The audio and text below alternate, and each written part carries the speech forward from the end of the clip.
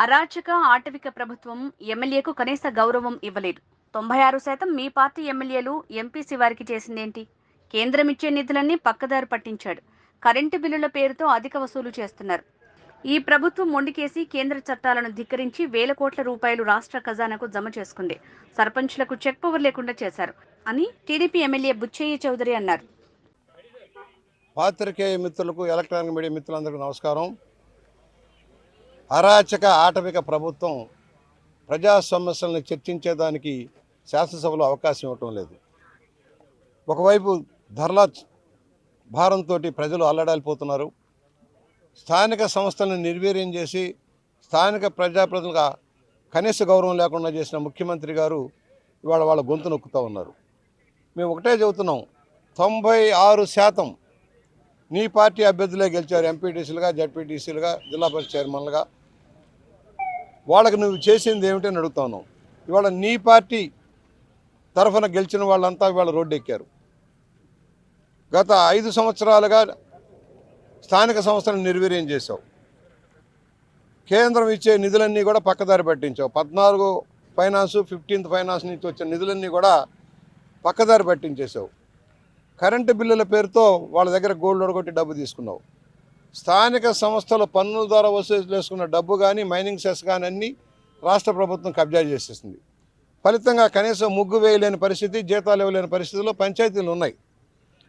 వాళ్ళు ఎన్నో రోజులుగా ప్రభుత్వాన్ని విజ్ఞప్తి చేస్తున్నారు, మా నిధులు మాకు ఇవ్వండి.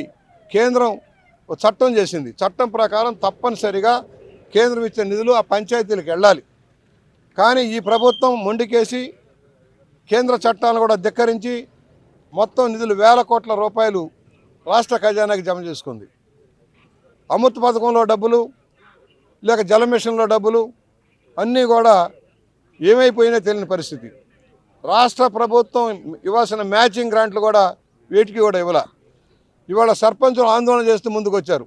మా సమస్యలు మాకు గౌరవం లేదు, వాలంటీర్ వ్యవస్థను పెట్టి మమ్మల్ని నిర్వీర్యం చేశారు, మా అధికారాలు కత్తెర వేశారు, చెక్ పవర్ లేకుండా చేశారు అని భయపడతా ఉంటే వాళ్ళని వాళ్ళు అరెస్ట్ చేసి పోలీస్ స్టేషన్లకు తరలించడం అమానుషం, అకృత్యం.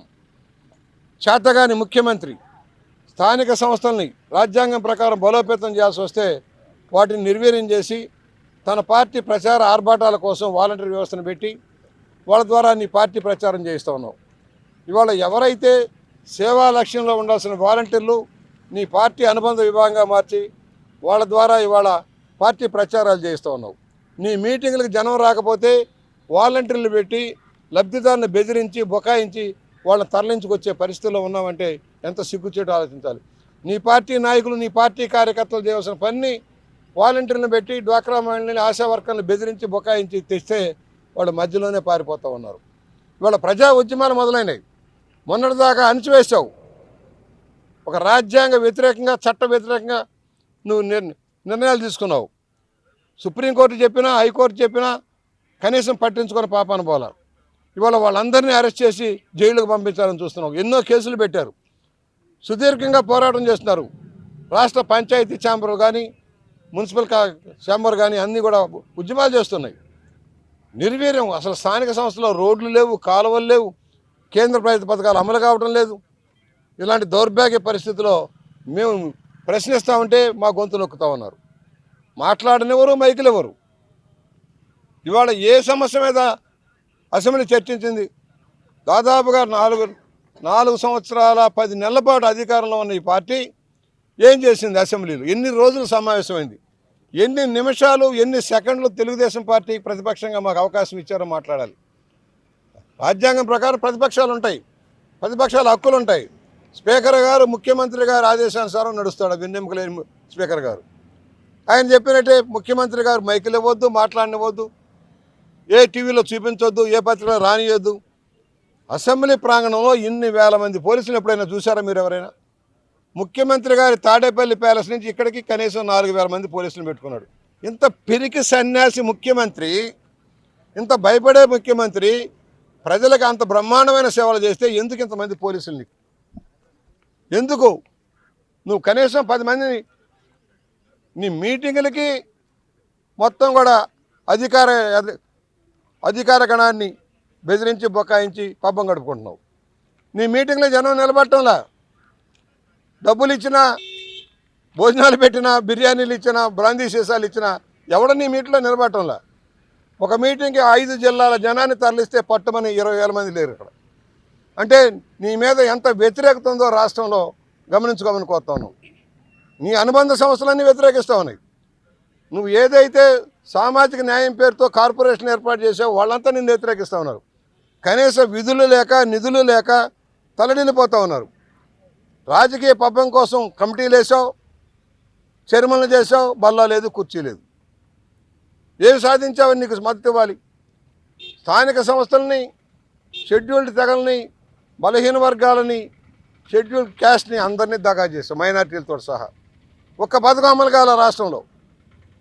అది ప్రశ్నిద్దామంటే అవకాశం ఇవ్వడు.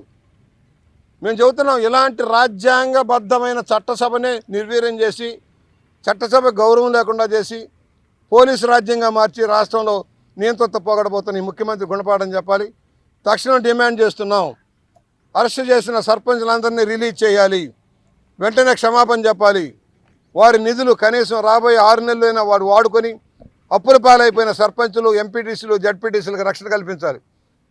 ప్రజల భారం మోసేదేమో సర్పంచులు, ఎంపీటీసీలు, జడ్పీటీసీలు, పెత్తనం చేసేది వాలంటీర్లని ప్రశ్నిస్తూ ఉన్నాం. సచివాలయ వ్యవస్థ పెట్టావు, సర్పంచుల గౌరవం ఏది, స్థానం ఏది? ఎంపీటీసీలకు స్థానం ఏది? నిర్వీర్యం. అనేక మున్సిపాలిటీలకి కార్పొరేట్ ఎలక్షన్లు పెట్టలా భయపడిపోయి. మా రాజమహేంద్రం ఎగ్జాంపుల్, ఎలక్షన్ లేదు.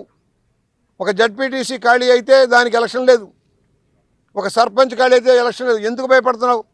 నీకు అనుకూలమైన చోట, దబాయించి ఓట్లు వేయించుకోగలిగిన చోట మాత్రమే ఎలక్షన్ పెట్టి, ప్రతిపక్షాలు బలంగా ఉన్నాయంటే ఎలక్షన్ పెట్టాలి. ఇలాంటి దుర్మార్గం ముఖ్యమంత్రి నేను చూడాల. రాక్షస పాలన అంతం కావాలి.